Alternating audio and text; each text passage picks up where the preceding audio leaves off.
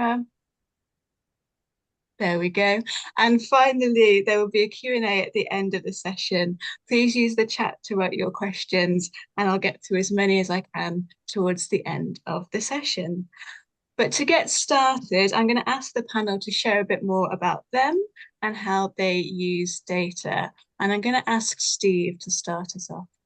That's great. Thanks, Natalie. And welcome, everybody. My name's Steve Dobson. I'm the director for the Centre for Cultural Value. We're a national centre, but we're based at the University of Leeds. And we were set up really to try to help to support bringing research to a wider audience. So if you take a look at the centre's website, we've got loads of materials around evaluation, loads of materials around sort of creative placemaking. We've got all sorts of resources around sort of ethical data practice and things like that. So basically, hopefully, we're not necessarily a one-stop shop, but we're certainly a shop that that provides that kind of free set of resources to help to bring research that's useful out to everybody. Fantastic. Thanks, Steve. Rob, can you go next? Of course. So I'm Rob Fellman. I am an independent evaluator, and I work across the arts, culture, and heritage sectors primarily. I guess what that really involves is a lot of data analysis and report writing, ultimately. And that's really about writing reports to show funders, in many cases it's public funders, to show the impact that projects have been able to make. I guess my interest in data has actually come a lot later in my professional career. So I have a PhD in theatre and performance. And before that, I worked as a business and development manager at the Albany Theatre in Southeast London. So whilst I wasn't a fundraiser, I worked primarily in income generation, but I sat in the office with all of the fundraising team. So I do sort of understand some of the problems that you guys are facing at the moment. I think also just to say my sort of current interest is really in things like data dashboards and how we can sort of use dashboards to make more kind of dynamic decisions about our data, and trying to think about how we can integrate those things in with things like CRM systems. So that's really something I'm quite interested in. So it may be that we can touch on that later. Yeah, definitely. Thanks, Rob. JC, can I come to you? Of course. Thanks so much, Natalie. It's really nice to join you all today, and thank you very much for inviting me along. So I'm currently the data manager for the membership team at the British Museum, and that primarily means that I'm the one responsible for pulling all the data for sending out our renewal mailings and our direct debit payments. So it's really important that we get that information correct. And I've spent time working in hospitality and at other charities, also in their membership team. So membership is something I'm very passionate about. So quite enjoy that. Thank you very much. Brilliant. Thanks, JC. Richard? Thank you, Natalie. My name's Richard. I work with Josie. I'm the database manager for the British Museum. I spent 25 years roughly working for various different charities, higher education and cultural organisations, in using data constantly. And I think one of the things I'm primarily interested in at the moment is how can we improve data, how can we improve processes, and what is technology going to look like in the next 4 to 10 years. And that's really, I think that's about it for me at the moment. That's great. Thank you, Richard. And last but not least, Sophia. Thank you. I'm Sophia Woodley. I work for the Audience Agency, which is a charity that works in audience development and evaluation, among other things. We have the largest data set on cultural audiences in the UK and possibly in the world, and a lot of dashboards and products related to that. So we're definitely all about making it easier for cultural sector organizations to understand those they work with better. My role is head of policy research. So I use data to advise funders and policymakers primarily on how to better support the cultural sector.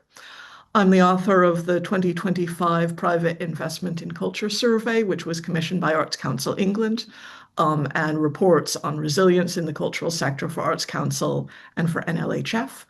And currently, or just finished actually, working with the Centre for Cultural Value on scoping a national cultural data observatory, which is a project that we hope to push forward in the coming years. Brilliant, thank you. Let's kick off with quite a big question. How can data support fundraising in the arts, and why is it important? I'm going to mix up the order. So, Rob, can you go first with this one? Yes, actually, would you mind just going to someone else first? I've just had Of someone. course.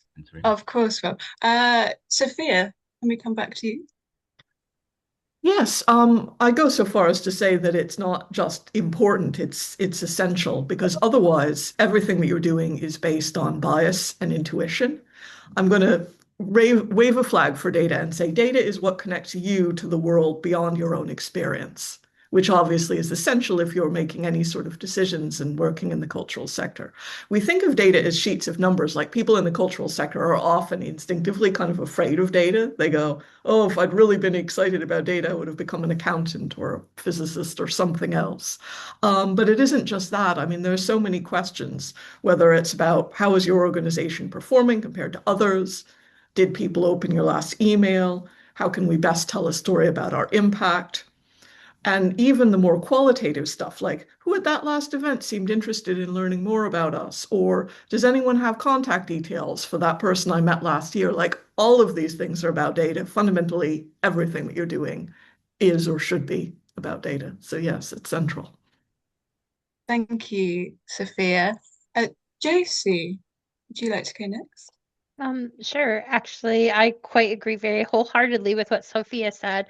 It's pretty much at the heart of everything that you do. Not only does it allow you to target your audience, it also allows you to have improved things like retention, better segmentation, and it'll also give you insights into those patterns so that way you can really focus and drill down on where you need to be, what you want to achieve, and then use that data to support it. Which, yeah, it's the foundation of everything.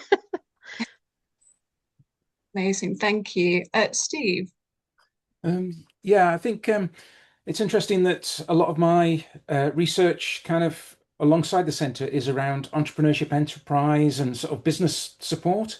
And for me, fundraising is very much sits in that space because basically you've got to put together a persuasive case and you've got to present work that you do in a way that people want to care about it. And so for me, that use of data is about being able to demonstrate what your reach is, who you're reaching, who you're not reaching. For possibly one of the most important areas, I think, for fundraisers is the be able to link data can link between different areas. So, for example, arts and health, and data can provide that kind of sometimes causal link that you can start to sort of show how the impacts of arts can have obviously beneficial effects on health and well-being. What that does is it unlocks other areas of funding sources for you, so that making those kind of data connections unlocks other areas of potential funds. And obviously, it can identify patterns of participation. One area as well, I think that's really important is that to treat it not just as a compliance exercise for funders, that you're just providing data because the funders want you to provide data, because obviously what you're providing is enabling funders to show their impact. And so the more you're able to do that in an effective manner, the more you can build that kind of good relationship with funders, which is always really valuable. That's a really important point. Thank you, Steve. Richard? Yes, I really wholeheartedly agree with what everybody's saying. I think just to add, data can provide the facts for the stories you're trying to tell, and putting it in a very real kind of term. If the more you know about your supporters, what their interests, what their motivations are, the more you can tailor things for them. The other thing is, it's not just about the data as a thing in itself. It's making sure it's recorded correctly and retrievable as well. I mean, that is a key thing, because without that, then bad data, and I know we're going to come on to this, is almost useless. It's got to be good quality data, and it has to be retrievable, and that allows you to tell your story. That's such a good point. Thank you, Richard. And yes, we will be coming on to good and maybe bad data shortly. Rob? Yes, I'm ready now. Thank you. No, I completely agree with everything that's been said so far. I suppose I would just add that I try and think of data as something which is, I guess it is or can be dynamic if it's used in the right way. Data doesn't have to just be something that is fixed, and that it's kind of responsive to the inputs that we give it and the parameters that we give our data sets. So I try to think of data as something that's kind of, I mean, maybe it's a bit of a stretch, but it's something I can collaborate with. I can ask it questions if it's been organized in a sort of useful and responsive way. And that enables us to think about kind of the gaps and the things that we're perhaps missing, as well as what it actually shows. So that's what I would add. Brilliant. Thanks, Rob. And I think we're all champions of data here, but you touched on it, Richard, about good data. And so my next question is, what makes good data, and what should fundraisers watch out for when working with it? And I wonder, Richard, if you'd like to expand on your previous answer to begin with. Certainly, thank you.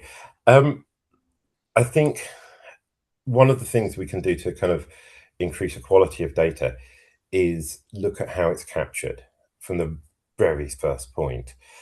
A lot of the data that is collected will come in through websites and forms on websites.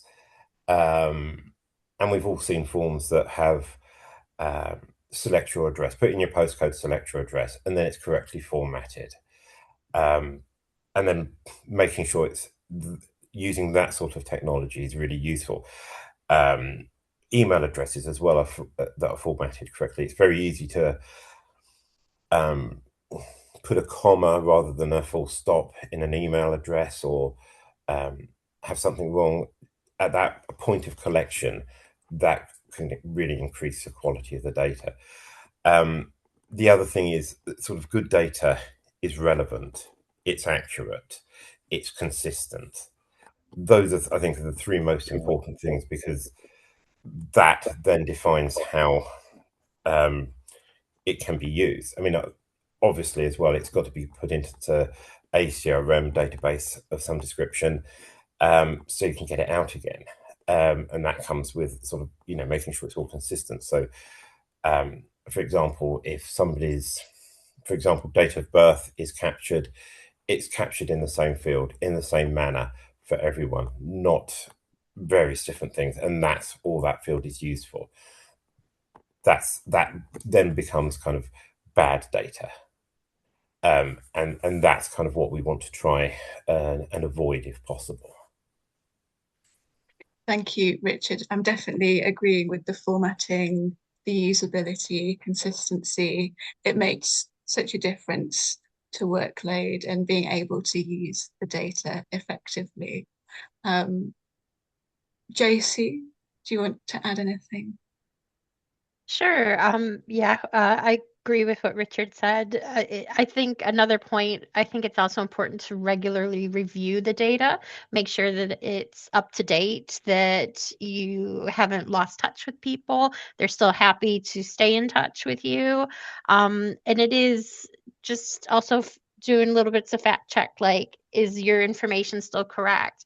Are you still happy for us to contact you about a particular interest? Because also how you can segment data out also plays a really big part, especially when you're looking at fundraising. What's the potential scope for how much an individual can give, or where are their interests, because you don't want to contact people about things that are irrelevant to them. That's not a good use of time, energy, or effort for anyone. So thank you, JC. Steve? Yeah, all really brilliant points. I think for me, it's important to think about the data that we see as being just the tip of the iceberg, and that underneath the iceberg, as Richard was saying, there are, or as I think we're all referring to, is how it's collected, what it represents, how it's been cleaned or worked with. Um, but I think, again, that relevance is really important. Ethics, the way that it's been collected in an ethical manner is really important, in terms of good data. The fact that it's got context, that it's proportionate, that the data that you've collected is proportionate for the task that's involved. Um, and I think one of the elements which is not inherent in the data itself, but is important in good use of data, and that's us being critical about it, us always thinking, what's the bias? Who's not represented in this data set? However good the data is, if it's not capturing a whole segment of society or an area of a part of a community, then it's important that we interpret that and we bring that into the interpretation. Yeah, that's a really important consideration. Thanks for reminding us of that, Steve. Rob, would you like to go next? Yeah, just building on what Steve was just saying, from the perspective of an evaluator. So there's a saying that research is about asking questions, whereas evaluation is about questioning answers. So once you've got your data, you're interrogating it, you're asking questions about what's missing, why and how things have been collected. And I guess linking to what Richard was saying about this idea of kind of making sure that there's no unnecessary data that's being collected over time. So one of the things that I do as an evaluator is I would use something like a story of change or a theory of change or an evaluation framework. So it's basically something at the beginning of a project or a program that sort of outlines the change that we're expecting to see or the impact we're hoping to see. And we're actually kind of mapping and saying the types of data we need to collect are X, Y, and Z, and this is how we're going to measure these things. So you can very quickly identify where some data that's being collected might be superfluous.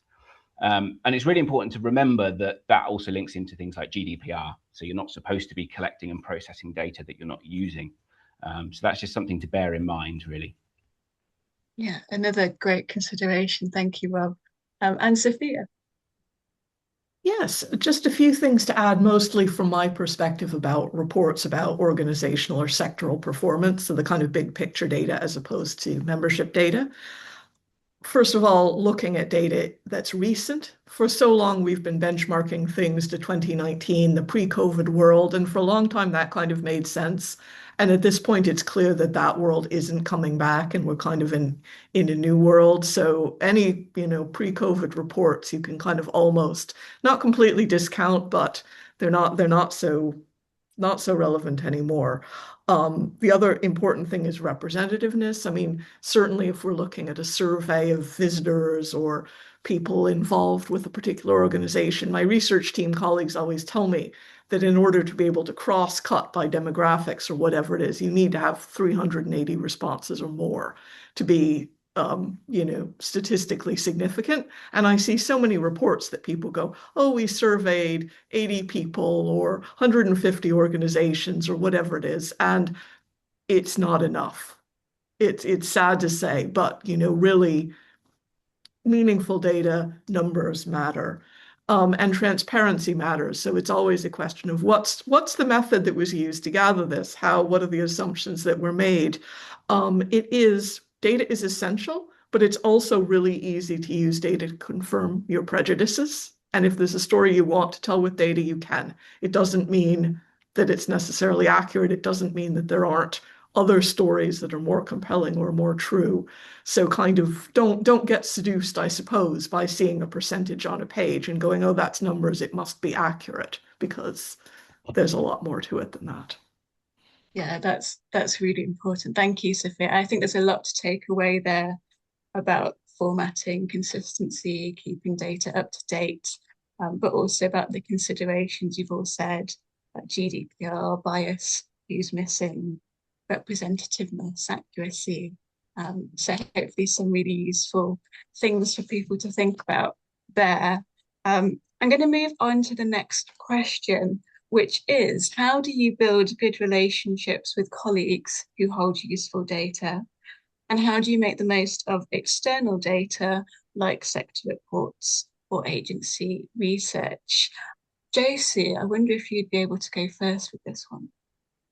Certainly. I'm going to touch base on mostly the first question because I don't really have a great deal of experience using the external data in my day-to-day role. I think the most important thing is about building relationships around the data itself, and it's understanding either if you're kind of the gatekeeper of the data, what you need to ask of it, what your ultimate end goal is, because it is important to have those conversations and to work together. And additionally, you want to make sure it is always accessible and not something that people can't utilize when they need that information. So it is about being collaborative and not gatekeeping. Use simple communication as opposed to making things more difficult, and try not to dictate to your colleagues what they need and why you think they need it. I think it's ultimately keeping that end goal. What is it that you want to get out of that data, and how can we make it work for you? And that kind of touches base on what Sophia was mentioning previously. Data, you can make it tell any story you want. So you need to just be mindful of that. Thank you, Josie. I really like your collaborative perspective. Richard, would you be able to go next? Yes, certainly. Thank you. I agree again with what Josie was saying. I think the only thing I will add on is about external data coming in. And I'm going to go back not from so much from an arts cultural organisation perspective, but from a higher education. In higher education, there's a organisation called CASE, Campaign and Support for Education, something like that. And they do this every year. They publish this report, and it's about basically fundraising report and engagement report about how all universities are doing. And it's a horrifically complicated report to complete. I've done it. It takes about a week to do. It's awful. But it's really interesting looking at it when you see how much people have raised in the year and how many people they've been contacting and all that sort of stuff. But one of the things that's often missed out in that sort of thing is how many people are doing it. What's their history? How many? If somebody's raised, for example, £10 million from 3 different donors, how long has that taken? That doesn't give you all the whole context. So I'm always very wary at taking everything external stuff from face value, especially what a particular sector is doing, because you don't know how long that relationship has been going, how many people have been working on that, and that is very hard to kind of report on. However, I think using external suppliers to do some sort of data cleaning within the boundaries of GDPR and data protection is a good thing. You can't realistically go through a database of a few 100,000 people and update their addresses. It's not practical. Nobody has the staff to do that, or who's passed away. And these may be just like small supporters who wouldn't be in the press, or we wouldn't necessarily know. So farming out that sort of data and getting that back in can be incredibly useful, because the last thing anybody wants to do is start contacting people or sending mail that we don't need to send, because it's a cost. Even then again, now with email, although it's a fraction of the cost of sending postal items, there is still a cost. And we don't want to send upset people by emailing their grandmother or grandfather when they've passed away. So there is a lot to be said for external data, but it's how it's used. And sort of within the bounds of that, and understanding fully the context if you're looking at sector reports, I think. Yeah. Thank you, Richard. Yeah, I think context is always so important. Rob?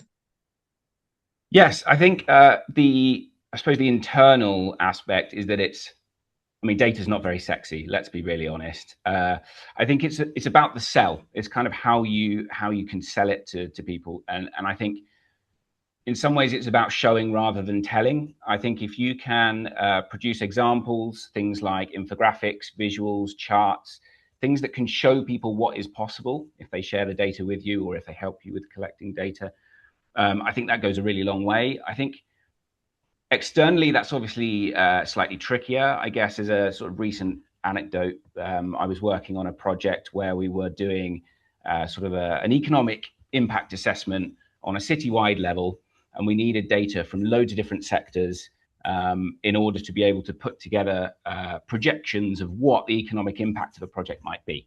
And this was for sort of a large funding project. And in order to do that, I needed to speak to loads of different people and convince them that we were the right people to share data with. And again, I think it's about showing what is possible, but also being aware of, I guess, the kind of the confidence levels that people are going to have in you, being armed with the right tools. So gen up about things like data sharing agreements, also not the sexiest thing in the world, but knowing how these things operate, having templates ready to go. So when you're opening conversations with people, you can already say, look, we've got this in place. It kind of builds the confidence. So people are more likely to, I guess, be allies rather than gatekeepers, I suppose. Yeah, that's great. Thank you. I've been introduced to data sharing agreements over the past couple of years. Really, really important to Great have. fun. Sophia, can I go to you? Yes, I'm going to focus on the external side of things a little bit and think about where you can get data from. I've already talked a little bit about reports dating quite quickly. These days, if I was kind of looking for up-to-date sector information, I wouldn't look at anything that goes back more than 3 or 4 years. And of course, there's the challenge of them being comparable to one another. So you do end up weaving together a patchwork of different things. However, there are also a lot of sources of kind of dashboarded data that are available now. So Arts Council, of course, have their Culture and Place Explorer, which is quite useful for Arts Council grants in particular. It doesn't kind of work across as many other sources of data as you would hope, but it's quite handy.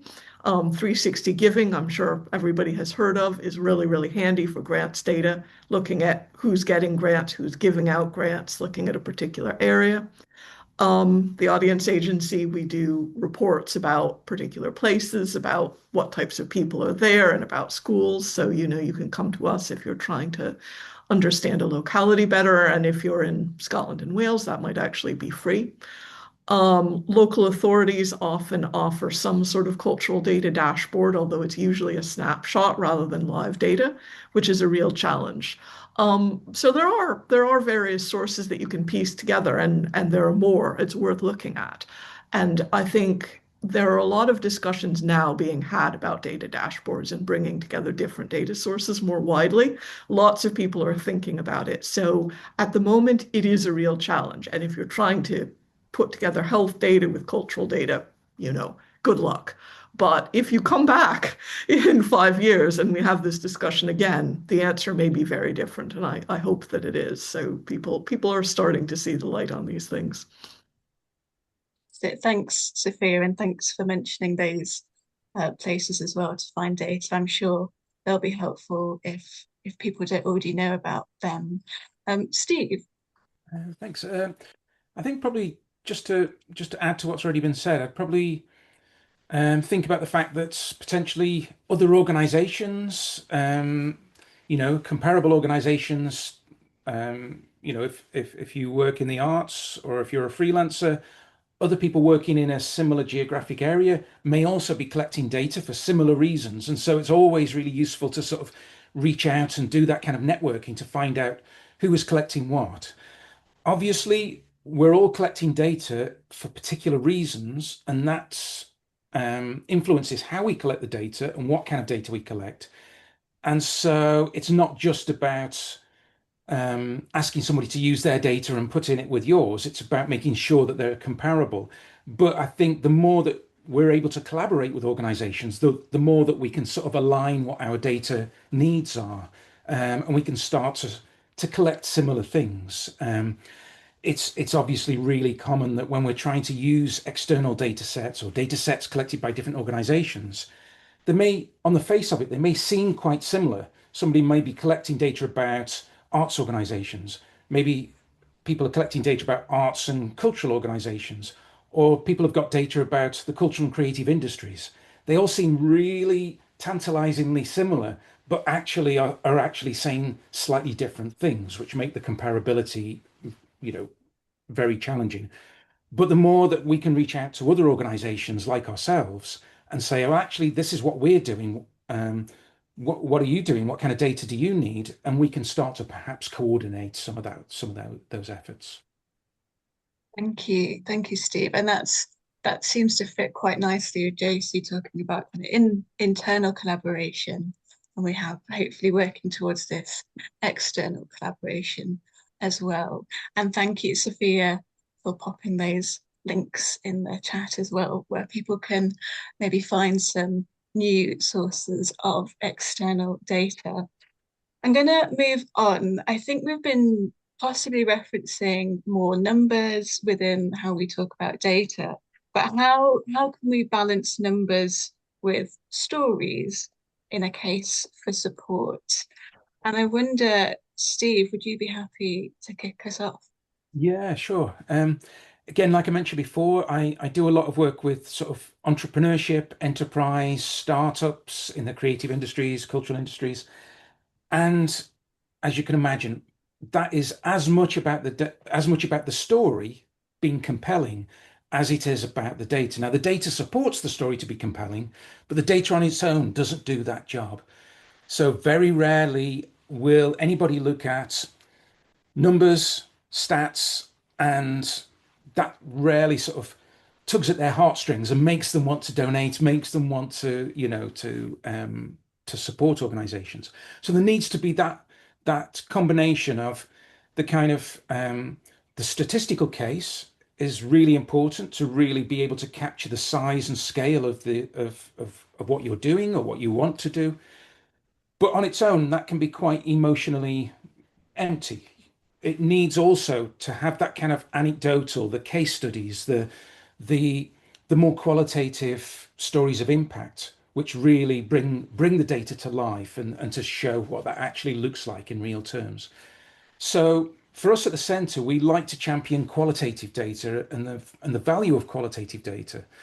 And I was recently at a humanities sort of round table at Oxford Uni where we were talking about how qualitative data is really good at giving us that kind of context and that setting, which and especially where we're talking about something that's very complex. So where we've got wicked problems, very complex issues, sometimes it's the qualitative data that gives us the nuance, enables us to tell a story that the statistical data can feed into. Thank you, Steve. Rob, do you have anything you'd like to add? I do, yeah. I mean, I also sometimes think that using the word data can sometimes be a bit limiting because we think of data as numbers, we think of it as kind of hard facts. But actually, stories are also data. I think it's really valid, and photographs are also data. So it's worth bearing in mind that sort of what we term data shouldn't be kind of a narrow lens. I mean, I guess alongside that, when I'm writing reports, I also sort of make an effort to not just have, I guess, a section that says, here are the numbers, and then here is the narrative, and here's a case study that backs it up. I try and weave those things together. So throughout a case study, you can also drop in some statistics, some facts. You might put an image, and to kind of build that overall picture rather than separating these things out. So kind of weaving it together, I think. The other thing you can do is to have a little look at stuff around data visualization and sort of ways that you can make infographics that are accessible, really easy to read, things that are going to be more impactful. So again, that's something maybe to look into sort of after this session. And I guess also thinking about the way that we can use things like dashboards or data sets in a way that is more dynamic. So rather than collecting data and then analyzing the data at the end of a certain cycle, we actually should be checking in with our data all the time. So actually, when you're having a conversation with a funder, you can open a spreadsheet or a dashboard and you can say, as of today, the impact is this. So we're not having to necessarily say, well, last year, this is what it looked like, if you see what I mean. So it's kind of using that data in a more kind of progressive and dynamic way as well. Thanks, Rob. I definitely agree, broadening our definition of data. I was in a project recently where we did creative evaluation with drawing, and that formed part of our data set. And it can be really lovely and varied. Sophia, would you like to add anything? I actually think what's been said already is really eloquent, and I agree with it. So I will save a little bit of time and pass. Thanks, Sophia. JC?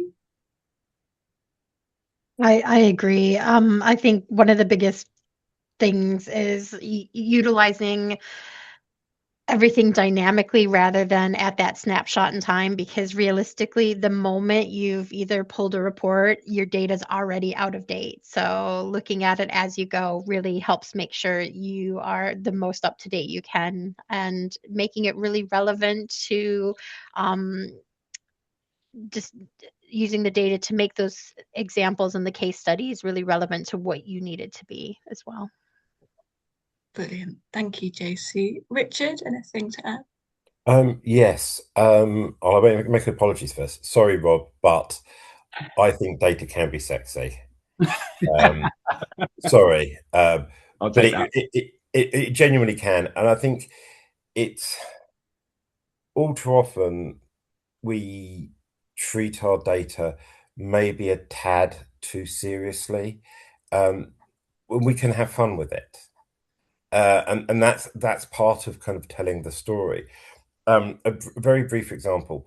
Worked for the National Gallery years ago, and I was tasked to create a report using Razor's Edge and Crystal Report. So if anybody knows Crystal Reports, it's a horrible piece of software, but that's what we had.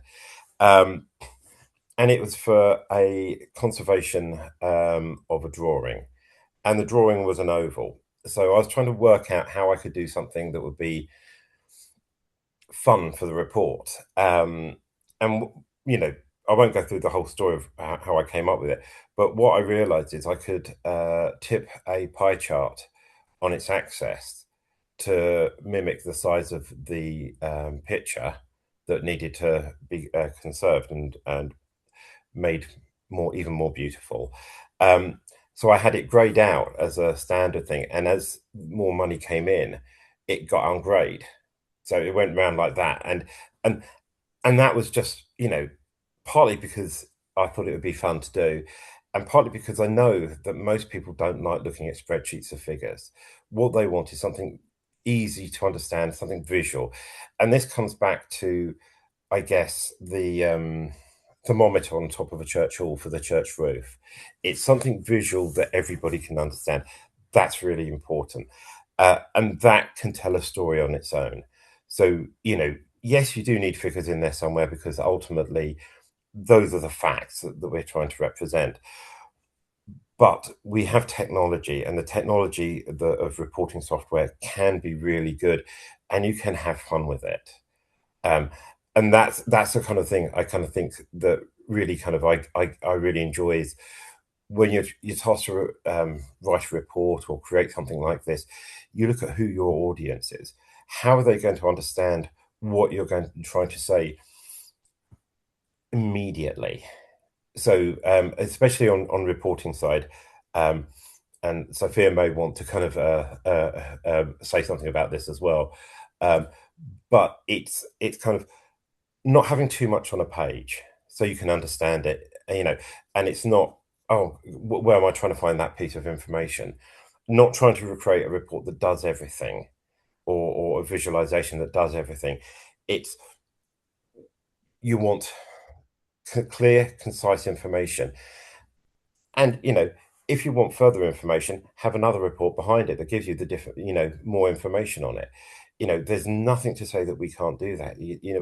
Click from one report through to another report, and then through, if you want even more data, through to another report. So just kind of think about what the story is you're trying to say, or kind of tell people, and then how they're going to react to it.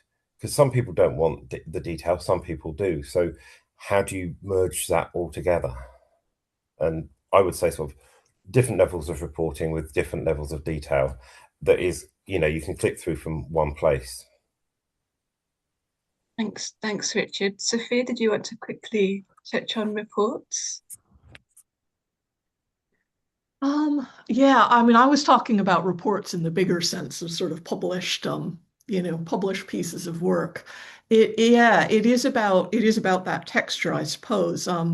I'm fond of stories. I'm an author as well as a consultant, and so those narratives are so important. But I think it really is about that being able to telescope between the particular and the general, as I think Stephen was saying as well. You can use an individual story to illustrate a narrative that is about data, or you can use numbers or data to offer a perspective on a particular story. So it's kind of about understanding the audience so that you get the balance right in each individual thing. But yes, it's not too much of one, not too much of the other, and kind of thinking about where you can zoom in and zoom out again. That really, for me, makes an effective piece of writing, piece of argument, impact report, what have you.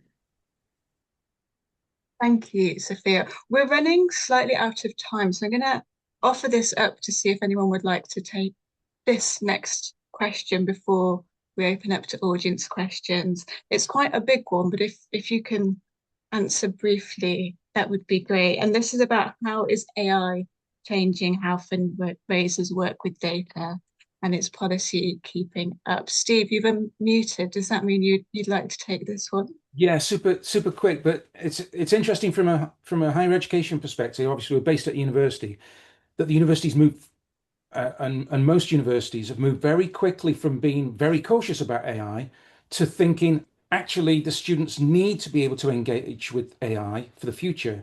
And so most courses now are going from what was a red light probably a couple of years ago to try to stop people from using AI to a green light to actually say you have to use AI as part of this, and you have to talk, and tutors have to figure out how that is best used in that setting.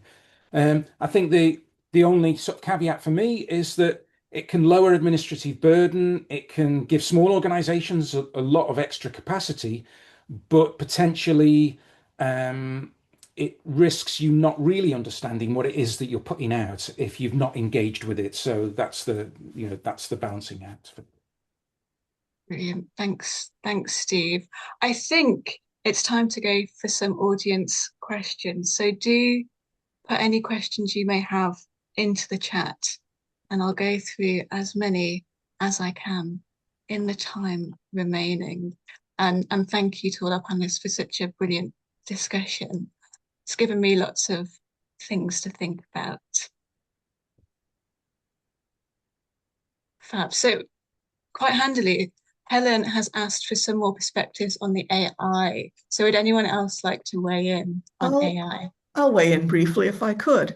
I'm quite hesitant about talking about AI as a whole because it actually isn't just one thing. So there's machine learning, which is really useful. We used it in the Private Investment in Culture survey to fill gaps in large financial data sets. If you're doing big data projects, machine learning, where you actually train a computer to do some task and test whether it's done it well, and then use it on your data, is fantastic, but does require specialist knowledge to do well. I think most people, when they talk about AI these days, are talking about large language models. And of course, there are a lot of pitfalls there. I mean, it was a couple years ago now where it was, you ask it how many R's are in strawberry, and the answer is almost always wrong. I suspect they've fixed that now, but the errors just end up being more subtle. So I would just really caution. I know this is basic, but like you cannot put a string of data into a large language model and say, what conclusions do I draw about this? It will come up with something statistically plausible. That's what it's designed to do. It's not designed to come up with something that's true. So often the fact checking that's required to use something like that responsibly when it's with data is still more work than it is actually doing it yourself. So I think the best organizations working with AI are really still experimenting. We run a program called Let's Get Real that's about trying things out, seeing what works, what doesn't work. But kind of expecting it to be the finished article at this point for a lot of things, especially when it comes to analyzing data, either quantitative or qualitative data. I would just say, yeah, be aware of what it can do and what it can't. Sophia, Richard, did you want to come in? Yeah, I agree with that completely. I would add that, so from my experience of using AI, the sort of stuff that you have on Microsoft or ChatGPT and, Copilot and various other things, it's very good at some things. So if you're asking for like a SQL script for something, you can do it really good. It needs to be checked, but just for my own personal kind of pedanticness, perhaps, but it's actually quite good. Where it's not so good is where things are nuanced. And I kind of liken using Chat GPT and Copilot to surfing the internet 20 to 30 years ago, where you had to ask things in a particular way, put plus symbols between certain words to get the results you wanted. You had to know how to use whichever browser you were currently using. And they were all slightly different. Now, obviously, Google's come and it's kind of much better. Bing's quite good. There's other ones that kind of work on similar principles. But that's the kind of part of the flaw. You never get, as Sophia was saying, you never get a finished product. It always needs refining. Even if you look in the instructions on how to use Microsoft Copilot, for example, it will say ask your question and then it will need refining afterwards. And that's part of the problem. Where I think it will be good is when you have multiple systems, say for ticketing, membership, emails, fundraising, that sort of thing, rather than having a data warehouse trying to merge everything and then put it all back out. You'd just have a Copilot engine or an AI engine in there, ask it the questions you want, and it will pull the information from various different sources. But it's getting those questions correct. That's the key at the moment. I think it's going to be in the next 5 years. Within the next 5 years, AI will be much simpler to use, and it'll be much more effective and much more useful. Thank you, Richard. We don't have, oh, we have another question. I think this might be our last question.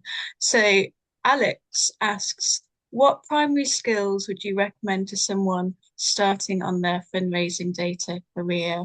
For example, data visualization, SQL, CRM, etc. And then what skills do you think we need to learn to prep for the future?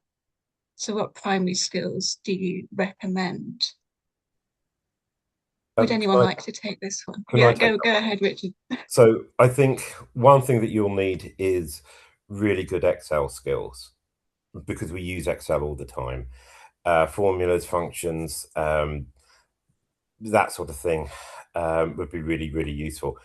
SQL is really good to have because it's got a very good basics of, you'll learn about tables and querying tables and getting data from one place and what to do with it. As for the future, I think it's almost impossible to tell. It's sort of, when I started doing this sort of thing, we didn't have smartphones. We had all these phones which were useful as a phone, and the battery lasts for a week. Now we've got these fantastic devices that have more computing power than sent somebody to the moon, and the batteries only last a day. So you don't know. You don't know. You can't really predict what's going. I think AI will be a really big thing as well, and I think it's kind of. understanding what other people do is a key thing as well. So working in offices where you're not necessarily doing fundraising, but you're in there with a fundraiser, so you can by osmosis pick up what they're doing, has been really useful for me. You hear about what they're doing, you hear where things fall down or aren't so good, and then you kind of think, okay, that's really useful to know. How can we adapt what we're doing, or the processes, or the functionality of the system, to actually improve that, or take that into consideration? Because you can't think of everything and you'll never know everything, but you can keep an open mind and listen to what other people say. I think that's really important, especially for the future. Thank you, Richard. Would anyone like to give a final comment on skills now or for the future? I think that all of those nitty-gritty data skills that have been mentioned are obviously really useful. Excel, CRM, all of that, definitely. But I think there's also something about fitting it into the wider package. And this comes back to that question earlier about, balancing numbers with stories. So really understanding theories of change and really understanding logic models are essential in terms of thinking about what is the case I'm trying to make, what am I using data to serve? Because the technical skills will change many times over the course of your career if you stay in it. But apart from kind of a good understanding of statistics, which I think is probably handy, it's really about how to construct an argument that makes sense and how to trace impact through across multiple things, and how to make that speak to people. So it's not all numbers. Numbers are very important, but yeah, the qualitative skills I think are equally key. Brilliant. Thank you, Sophia. And we're going to end with that final statement. I want to say a huge thank you to our panel for a really interesting and useful conversation. And thank you all for joining us this lunchtime. Our next event is on June the 4th with the Afternoon partner, Akati. So I do hope you can join. Remember to follow YAF on social media and sign up to our newsletter to keep up to date with future activity. A huge final thank you to our panel. I've had such a brilliant time myself, and I hope you all have too. And see you next time. Thanks all.